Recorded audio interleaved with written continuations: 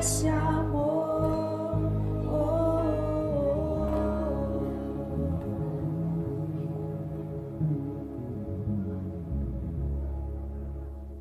Graça e paz, irmãos. Amém? Os irmãos podem se assentar.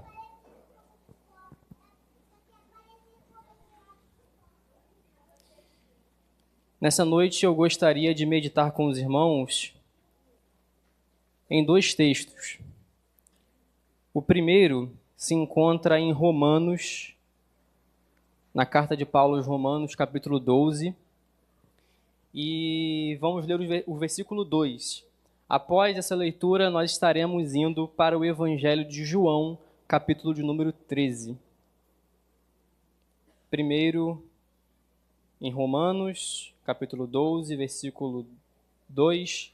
Depois nós vamos para o Evangelho de João. Amém?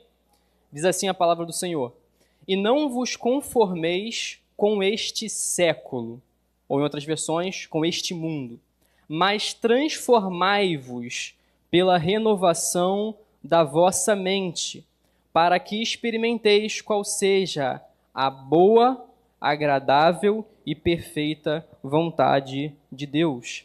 Agora você vai comigo para o Evangelho de João, capítulo 13. Nós estaremos lendo do versículo 2 ao versículo 5 e depois do versículo 12 ao versículo 15. Beleza?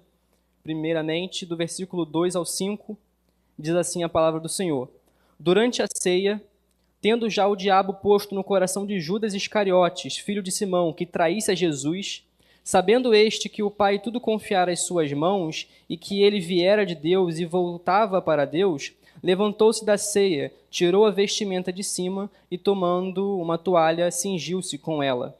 Depois deitou água na bacia e passou a lavar os pés aos discípulos e a enxugar-lhes com a toalha com que estava cingido.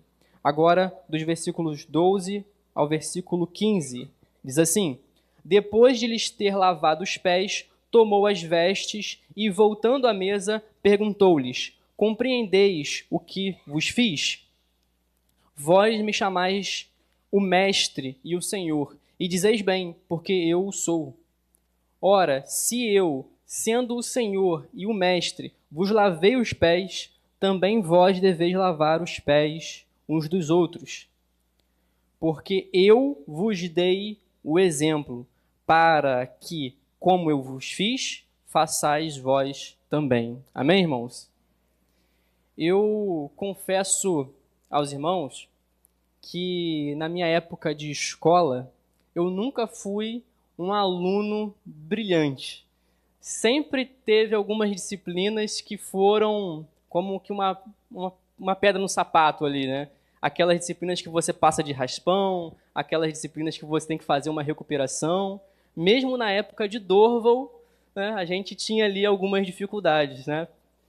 E algumas disciplinas como matemática, física, química, biologia, eram disciplinas que eu encontrava certa dificuldade e que quando eu terminei meu ensino médio e fui para a faculdade, fui fazer a disciplina de História, que é a matéria que eu gosto, eu fiquei aliviado de não ter que estudar justamente coisas que eu não tinha muita afinidade. No entanto, nessas férias, eu passei por uma situação que me fez lembrar das minhas aulas de biologia. Eu estava na beira de uma cachoeira e eu notei, assim, na superfície, vários pontinhos pretos ali em cima da água. E quando eu fui reparar bem, eu vi que era um monte de girinos, vários girinos. E aí tinha alguns girinos que eram bem pequenininhos, uns girinos maiores e outros que já estavam num estágio mais avançado, estavam até mesmo no formato de um sapo, já com as pernas traseiras, as pernas dianteiras, e esses já estavam ali quase fora da água. E eu me lembrei porque a biologia, né, vai chamar esse fenômeno, essa transformação de metamorfose. Metamorfose é o que acontece com um girino antes dele virar um sapo, é o que acontece com a lagarta antes de se tornar uma borboleta. E esse processo ele se chama metamorfose porque metamorfose significa mudança, significa transformação. E eu falo isso para os irmãos porque é justamente essa a palavra, metamorfose, que o apóstolo Paulo usa para falar sobre a mudança, sobre a transformação que deve ocorrer na vida de um cristão. Quando Paulo fala em Romanos 12:2, transformai-vos, a palavra ali é metamorfose. E Paulo está explicando para a igreja que o cristão ele tem que passar por essa transformação para se parecer cada vez mais com Cristo, cada vez mais com Jesus. É como se Paulo estivesse dizendo o seguinte: transformai-vos, passem por uma metamorfose através do novo entendimento, através da nova mentalidade que vocês têm. Ou seja, Paulo está falando aqui sobre metanoia, uma transformação que se dá através de um novo entendimento. Meta vem de transformação, noia vem de mente. Então, uma transformação que se dá através de uma nova maneira de se pensar. E Paulo está explicando isso para a igreja de Roma, que eles, por terem recebido do Espírito Santo, eles não poderiam mais pensar como o mundo, seguir o padrão do mundo, mas em um processo constante de transformação, eles deveriam agora estar adequados ao padrão, ao modelo do reino de Deus, ao modelo que Cristo apresenta. E Paulo precisa fazer esse alerta é uma necessidade, justamente porque há o risco de nós sermos igreja, o risco de estarmos na igreja, mas ainda assim termos padrões e termos moldes que estão de acordo com este mundo e não de acordo com o evangelho de Cristo. Muitas das vezes, metanoia é um termo que nós aplicamos apenas para os não crentes, como se apenas os não crentes precisam passar por uma metanoia, precisam passar por uma transformação, rever os seus conceitos, os seus valores e as suas atitudes. E isso, em parte, é verdade. Mas eu quero falar com você sobre a metanoia que eu e você, como cristãos, devemos continuar vivenciando. Porque também existem conceitos, valores e atitudes que, como cristãos, precisamos rever. Porque talvez não estejam adequados ao padrão e ao modelo de Cristo, mas sim seguindo o modelo e o padrão desta era, deste mundo. E os discípulos de Jesus são a maior prova de que nós podemos ainda caminhar com Cristo, mas mesmo assim termos padrões do mundo.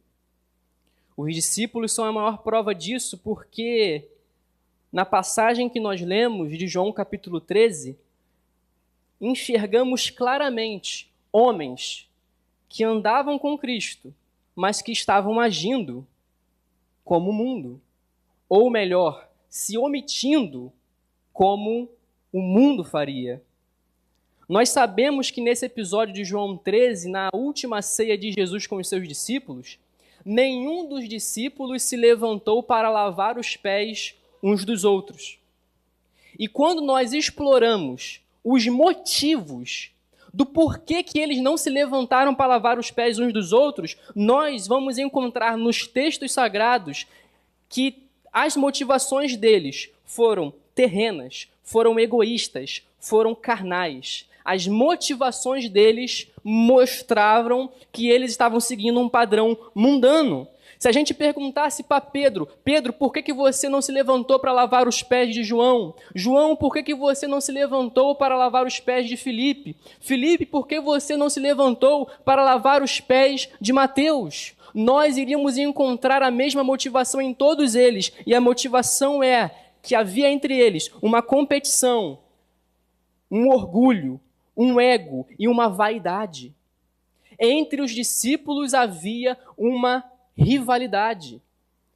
E eu quero te mostrar isso nos evangelhos. Lucas capítulo 22, versículo 24, nós tomamos o conhecimento de que na última ceia de Jesus com os seus discípulos, que é aqui, João capítulo 13, eles estavam tendo uma discussão entre eles, e a discussão era...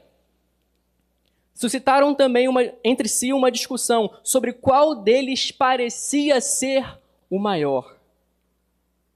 Na última ceia com Jesus, os discípulos estavam agindo como crianças, que disputam para ver quem tem um brinquedo melhor, que disputam para ver quem é o mais rápido, para ver quem é o mais inteligente. Os discípulos estavam tendo esse tipo de comportamento que está de acordo com o padrão do mundo. A gente vê que essa rivalidade, essa ação de meninos na fé, ela aparece não apenas na última ceia, mas ao longo do percurso e da caminhada deles com Jesus. Repare que em Marcos, capítulo 9, versículo 33, mais uma vez, há um registro desta discussão entre eles. Tendo eles partido para Cafarnaum, estando ele em casa, interrogou os discípulos, de que é que discorrieis pelo caminho? 34. Mas eles guardaram silêncio, porque pelo caminho haviam discutido entre si sobre quem era o maior. Se a gente pensar que esse contexto de rivalidade, de competição, se resumia apenas aos discípulos, nós estaremos enganados, porque isso se estendia até mesmo para os seus familiares. Veja comigo Lucas 9,46, aonde a mãe de Tiago e João fazem um pedido especial a Jesus. Levantou-se entre eles uma discussão sobre qual deles era o maior. Ou melhor, perdão, irmãos, agora é Mateus 20, 21. São tantas referências aqui que dei a referência errada. Mateus 20, 21. Perguntou-lhe ele, que quereis? Ela respondeu, manda que no teu reino estes meus 2 filhos se assentem, um à tua direita e outro à tua esquerda. Então, a mãe de Tiago e de João vem fazer um pedido para Jesus para que eles ocupassem um lugar especial. E aí, quando os outros discípulos ficam sabendo do pedido desta mulher, olha a reação deles no versículo 24, ainda de Mateus 20, versículo 24. Ora, ouvindo isto, os 10 indignaram-se contra os 2 irmãos. Eles ficaram indignados. Então, com base nesses textos, nós podemos concluir que, obviamente, nenhum deles se levantaria para lavar os pés uns dos outros. Porque lavar o pé um do outro naquele tempo era você se humilhar, era você se rebaixar. Sempre que se chegava em uma casa e você tinha alguém para lavar os pés, isso era destinado ao escravo mais humilde. Se Pedro se levantasse para lavar os pés de João, ele estaria dizendo, olha, eu sou seu servo, eu sou menor que você. Se João fizesse isso com Mateus, se Mateus fizesse isso com Filipe, eles estariam dizendo, eu sou menor que você. Só que como nós vimos, eles queriam ser maiores uns que os outros. Mesmo Jesus tendo advertido, porque todas as vezes que essa discussão apareceu, Jesus advertiu ele. Jesus falou, olha, quem dentre vós quiser ser o maior, que seja o menor, que seja o servo. Quando essa discussão apareceu outra vez, Jesus pegou uma criança, botou no meio deles e falou, se vocês não forem humildes como essa criança, vocês não vão entrar no reino dos céus. Mas mesmo assim, na última ceia, é Jesus que tem que se levantar para lavar os pés dos seus discípulos, porque eles ficaram inertes. Foram omissos. E quando Jesus faz isso, quando Jesus lava os pés empoeirados de cada um deles, Jesus diz no versículo 15 de João 13, que ele está fazendo isso para deixar a eles o exemplo a ser seguido. Jesus está dizendo para os discípulos o seguinte, o padrão é esse, o modelo que vocês devem seguir é esse, é o meu. Esse é o meu padrão, esse é o meu modelo, eu fiz isso para vos deixar o exemplo. Jesus está falando que eles precisam seguir este exemplo, seguir este padrão. E logo depois, Jesus dá um mandamento, que está em João 13:34. E o mandamento é: amai uns aos outros, como eu vos amei. Logo após o episódio do lava-pés, Jesus fala para eles: amais uns aos outros, como eu vos amei. Jesus mais uma vez enfatiza para eles que o padrão a ser seguido é ele. É para amar sim, mas não é para amar do seu jeito. Não é para amar como o mundo ama. É para amar como eu vos amei. Ou seja, não trata simplesmente de amar, mas é amar como Jesus amou. Não trata simplesmente de servir, mas é servir como Jesus serviu. Se o padrão é ele, então eu tenho que fazer tudo de acordo com a vontade e a determinação dele. Tudo isso nos mostra, irmãos, mais uma vez, que nós podemos estar sentados na mesma mesa que Cristo, junto com os discípulos, podemos estar ceando como nós fizemos pela manhã, mas ainda assim nós termos padrões do mundo e estarmos servindo a nossa carne. E uma das formas de nós observarmos se ainda temos um comportamento parecido com o do mundo é olhando para a nossa disposição de lavarmos os pés uns dos outros ou não. Talvez, se nós perguntássemos a qualquer um dos discípulos naquela noite se eles amavam uns aos outros, eles com certeza diriam que sim. Se perguntássemos: Pedro, você ama João? Ele diria: sim, eu amo. João, você ama Mateus? Ele diria: sim, eu amo. Mas a pergunta não é se eles amavam do jeito deles. A pergunta era se eles amavam como Cristo os amou. Porque Cristo se apresentou como padrão a ser seguido. Talvez, se te perguntassem hoje: você ama o seu irmão em Cristo? Você ama aquele que está sentado ao seu lado? Você ama aquele que está na sua frente, atrás? Você poderia responder como os discípulos, dizendo: sim, eu amo. Mas o que demonstra se esse amor é como o de Cristo são as suas atitudes. O que demonstra se esse amor é real ou não são as nossas atitudes. Por isso que 1 João, capítulo 3, versículo 18, vai dizer: filhinhos, não amemos apenas de palavra e de língua, mas de fato e de verdade. O amor bíblico, ele sempre está ligado a um tipo de ação, a um tipo de atitude que nós tomamos em favor do nosso próximo. Então não é apenas de palavra, não é apenas de boca, mas de ação. Então o que revela se o amor pelo nosso irmão é verdadeiro ou não, é se nós estamos agindo a favor dele ou não, se nós estamos sendo omissos ou não. É isso que demonstra o verdadeiro amor.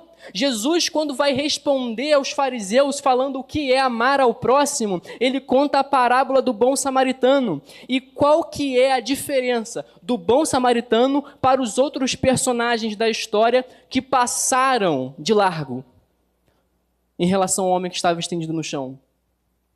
A diferença é que o bom samaritano tomou uma atitude em favor daquele que estava necessitado. O bom samaritano pegou aquele homem ferido, cuidou das feridas dele, colocou ele numa hospedaria e pagou pelos custos dele. A grande pergunta, então, para nós vermos se o nosso amor tem sido como o de Cristo, é: será que nós estamos agindo em favor dos necessitados? Será que nosso coração queima querendo ajudar aqueles que estão precisando? O bom samaritano, ele não se preocupou com as coisas da vida, ele não se preocupou com seus compromissos, ele se preocupou com a alma daquela pessoa. E isso também nos faz refletir: você tem andado mais preocupado com coisas ou mais preocupado com pessoas? Quando você tem tempo para gastar, você tem gastado seu tempo mais com coisas ou gastado mais seu tempo com pessoas? O mundo se preocupa com as coisas. as coisas passageiras, as coisas transitórias, mas um crente tem que se preocupar com as almas, se preocupar com as vidas. Por isso deveríamos nos preocupar com aqueles que em nosso meio estão fracos e doentes, com aqueles que estão se afastando da comunhão. Deveríamos nos preocupar com as viúvas, com os órfãos, como está escrito numa das cartas de Pedro, que a verdadeira religião é cuidar dos pobres, das viúvas e dos órfãos. O nosso chamado como cristão não consiste apenas em nós ficarmos quietinhos no nosso canto, se privando de determinados desejos carnais, e não fazer mal a ninguém. Não, o nosso chamado como cristão vai muito além disso. O nosso chamado como cristão é sermos parecidos com Cristo, estarmos vivendo no padrão de Cristo. O chamado cristão para a nossa vida é em direção a um amor que é incondicional. É amar a Deus acima de todas as coisas e amar ao próximo como Cristo ama o seu irmão. Se é para amar uns aos outros conforme Ele ama, então você deve amar o seu irmão, assim como Cristo ama a vida dele. E talvez ao ouvir isso você pense que isso é um grande desafio. E realmente é. Especialmente quando você lembra e traz na sua memória determinadas pessoas.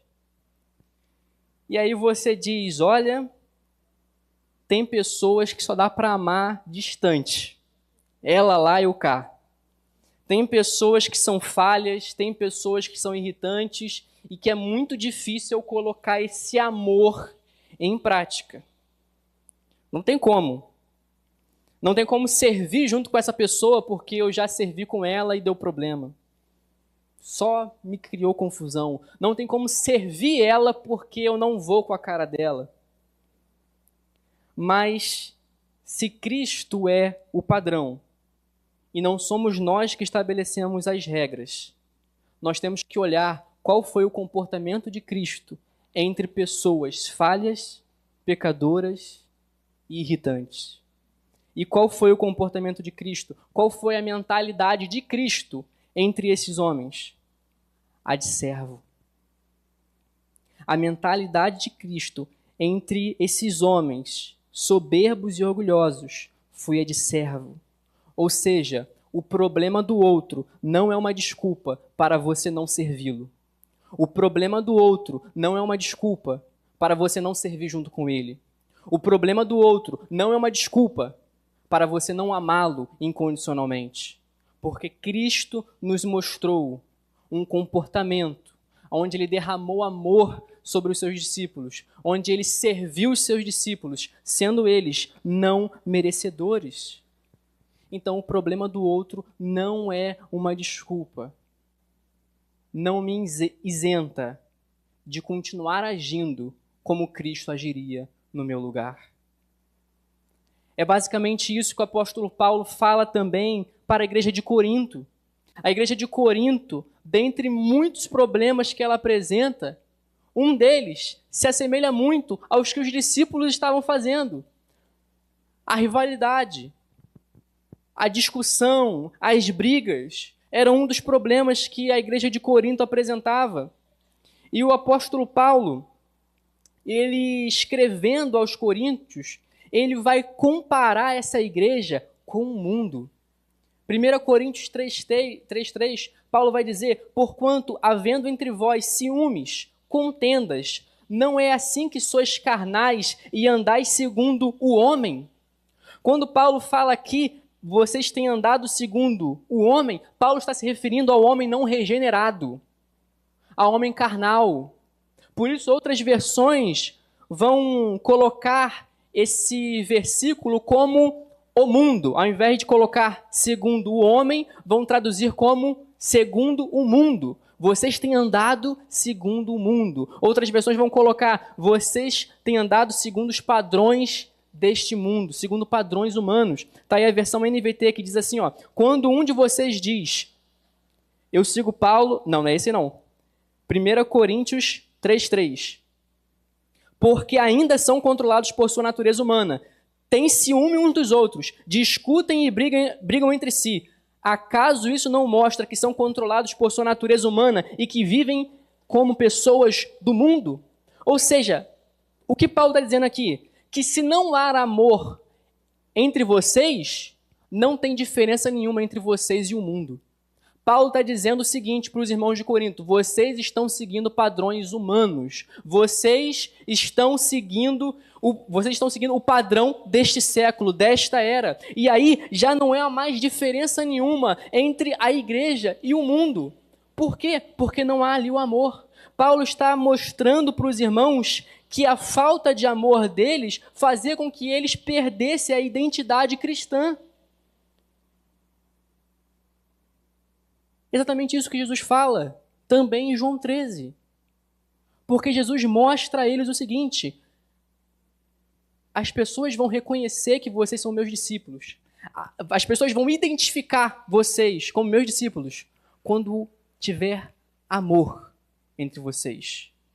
Jesus vai dizer, João 13:35, nisso todos conhecerão que são meus discípulos, se vos amardes uns aos outros. Perceba a identidade de uma igreja que foi comprada e redimida pelo sangue de Cristo. É o amor que há uns pelos outros. E nesse momento, mais uma vez, você pode dizer, esse padrão é muito elevado para mim. Eu não consigo amar como Jesus amou. E nesse momento eu digo para você, entra na fila, porque eu também não consigo, eu também não posso. Quando nós admitimos com um coração sincero que nós não conseguimos alcançar esse padrão, não conseguimos alcançar esse nível, então isso quer dizer justamente que a metamorfose, essa transformação, ela já começou na nossa vida. Porque ela começa a partir de um coração sincero que reconhece suas falhas e os seus erros.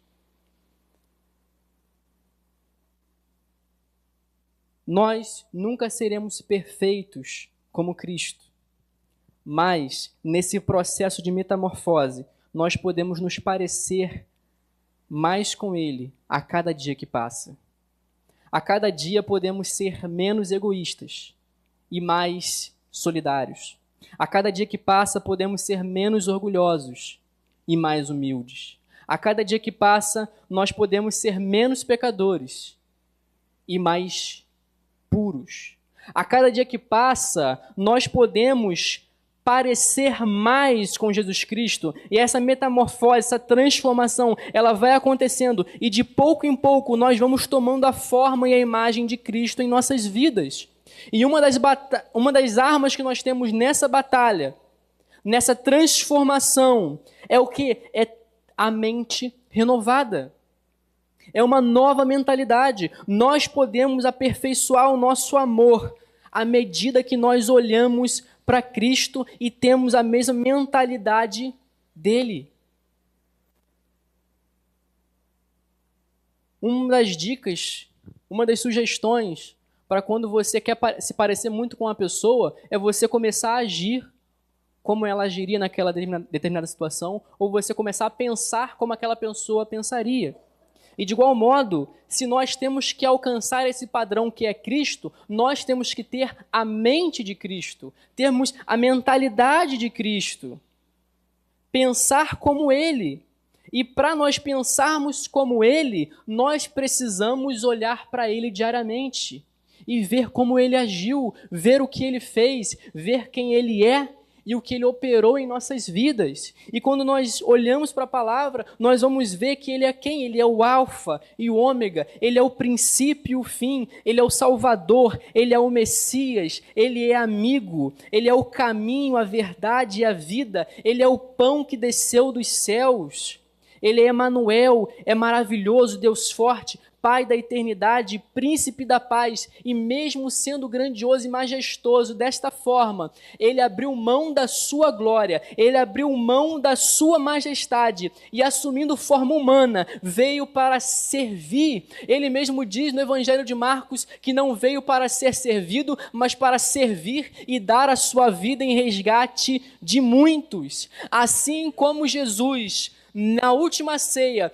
ele tirou a sua roupa, tomou a toalha e se vestiu como servo para lavar os pés dos discípulos, também muito antes, na sua glória, ele se despiu da sua majestade, tomou forma humana para nos servir e dar a sua vida por mim e por você. Esse é Jesus Cristo, e aí ele veio para sofrer no meu e no seu lugar, derramar o seu sangue na cruz do Calvário e ser humilhado ali naquele lugar. Quando ele clamava, quando ele sentia dor e angústia, colocaram algo para ele beber. Depois você chegando em casa, pesquisa o que é que os soldados romanos colocaram na ponta de uma lança para Jesus matar a sua sede. Mas aquele lugar ali era meu, aquele lugar ali era seu. Filipenses 2:6 ao versículo 8 resume muito bem o que nós estamos dizendo. Porque ali, Filipenses 2, a partir do versículo 6, vai dizer que, sendo em forma de Deus, não teve por usurpação ser igual a Deus, mas esvaziou-se a si mesmo, tomando a forma de servo, fazendo-se semelhante a homens, e achado na forma humana, na forma de homem, humilhou-se a si mesmo, sendo obediente até a morte e a morte de cruz. Talvez a gente ache muito difícil servir, mas do que você tem que abrir mão para servir? Jesus teve que abrir mão da sua glória, teve que abrir mão do momento que ele tinha com o Pai para vir nos servir. Ele teve que sair do alto para nos servir. Mas agora você, de que lugar que você tem que sair para servir? A gente não está numa posição semelhante à de Jesus. O que faz com que a gente pense que a gente tem que sair do alto para poder servir é o nosso ego, o nosso orgulho, porque o nosso ego e o nosso orgulho nos faz pensar que nós estamos lá no alto, enquanto nós não estamos. Enquanto que a palavra de Deus diz que nós devemos nos considerar uns superiores aos outros. E aí eu acho talvez que não tem problema, porque na verdade, eu não estou servindo, eu não estou me colocando à disposição, eu não estou lavando os pés dos meus irmãos, porque eu estou sendo só omisso. Esse é o único problema. Não. Por trás da omissão existe orgulho, existe o ego, existe a vaidade. Por trás da omissão existe uma motivação de pensar apenas nos próprios interesses. Os discípulos não foram apenas omissos. Eles foram orgulhosos, eles foram vaidosos. O que impede um cristão de servir é ainda porque ele está seguindo padrões humanos, porque ele está pensando apenas nele mesmo, nos seus próprios interesses, enquanto a palavra diz para nós considerarmos não apenas os nossos próprios interesses, mas também considerarmos os interesses alheios. Paulo fala isso. E quando nós olhamos para Cristo, não tem como ficarmos inertes. Quando nós olhamos para Cristo, não tem como nós darmos lugar para a omissão. Quando nós olhamos para Cristo, não tem como nós vermos pés sujos e não termos a disponibilidade de lavá-los. Quando o assunto é serviço e nós olhamos para Cristo, nós temos que ser aqueles que vamos dar o primeiro passo para lavar os pés daqueles que estão necessitados.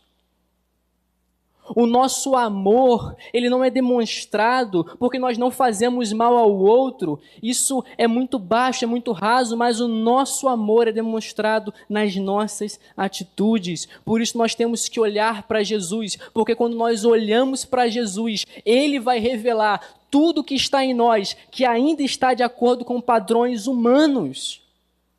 Não se conformar a esse mundo não é simplesmente ter uma mentalidade, ter um pensamento ideológico cristão. Muitas pessoas, ao olhar o texto de Romanos 12, 2, vão pensar, não amoldeis a esse mundo, ou seja, não pense como o mundo. Sim, eu não penso como o mundo. Ideologicamente, eu penso como um cristão, eu sou contra o aborto, eu sou contra a descriminalização das drogas, eu sou contra a corrupção, ideologia de gênero e por aí vai. Sim, como cristão, você tem que ter esse posicionamento, só que agora, não se conformar com o mundo vai muito além de ter uma ideologia cristã. Não se conformar com o mundo é você colocar os interesses dos seus irmãos à frente do seu. Quando nós olhamos para Cristo, todos os padrões errôneos que nós carregamos são quebrados e são dissipados. Por isso, meus irmãos, nós temos que colocar os nossos olhos nele. Ele disse o quê? Que ele fez isso para nos dar o exemplo. Versículo 15, João 13, 15. Porque eu vos dei o exemplo. Nós temos que olhar para aquele que é o nosso exemplo. E para o que você tem olhado? Uma das mensagens que falou profundamente ao meu coração, que o pastor Jonas pregou um tempo atrás, foi que o diabo quer, na verdade, é te distrair. Lembra? O que o diabo quer é te distrair. E que estratégia maliciosa e astuta dele. Porque quando a gente está distraído, a gente não está necessariamente fazendo algo ruim. E aí a gente pensa que está tudo bem. Não estou pecando. É aquela ideia de que pecado é só comissão. Não existe pecado de omissão, não, né? E aí a gente fica distraído e para de olhar para Cristo. E quando a gente para de olhar para Cristo, a gente está olhando para onde? Que exemplo agora estamos seguindo? Que padrões estamos estabelecendo para nós mesmos? Temos que olhar para Cristo diariamente, porque Ele é o nosso exemplo. Sempre que estiver difícil amar alguém, lembre-se que Jesus te amou e você também é difícil e você não merecia esse amor. Sempre que estiver difícil servir alguém, lembre-se que Jesus te serviu o perdão imerecido e você também é uma pessoa difícil. Eu também sou uma pessoa difícil que não merecia esse perdão. Sempre que estiver difícil servir junto com alguém, lembre-se, Jesus, no meio dos pecadores, teve uma mentalidade de servo. Por isso, meus irmãos, nós não podemos deixar que os nossos defeitos impeçam que o amor de Cristo transborde e opere em nosso meio. Que o amor de Cristo em nosso meio seja testemunho de que somos verdadeiramente discípulos dele.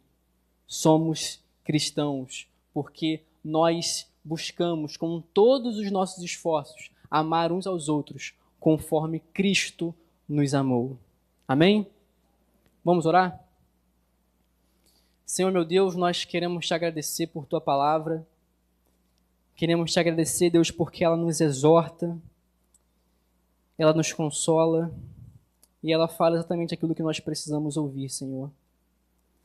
Queremos te pedir, Deus, perdão pelos nossos pecados, perdão pelas nossas falhas e te pedir, Deus, exclusivamente, Pai, para que o nosso amor uns pelos outros só possa aumentar, Pai.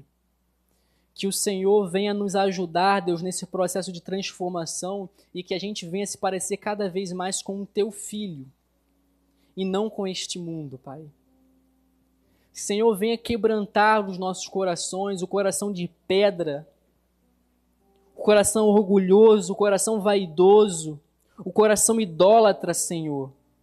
Venha com o Teu poder, Deus, com o Teu amor e despedaça, Pai, todos os ídolos que nós erguemos no altar do nosso coração. Pai, que em nosso meio possa haver o serviço e o amor que o Senhor demonstrou nessa última ceia pelos seus discípulos. Que nós possamos lavar os pés uns dos outros, que o nosso amor uns pelos outros possa aumentar. Senhor, que a nossa preocupação seja com almas e não com coisas superficiais dessa vida. A gente te pede isso, Pai, humildemente, porque a gente sabe que a gente erra nesse sentido, a gente falha nesse sentido, mas nós queremos ser uma igreja, Pai, que vive de acordo com o seu padrão, Pai. Viver de acordo com aquilo que o Senhor estabeleceu para nós, com o exemplo que o Senhor deu para nós. Por isso, Senhor, tem misericórdia de nós e através do Teu Santo Espírito nos ajuda a cada dia caminhar, a nos transformar, Senhor, à imagem do Teu Filho amado. E nós te pedimos isso em nome dEle, Pai, em nome de Jesus Cristo, com o perdão dos nossos pecados. Amém e amém.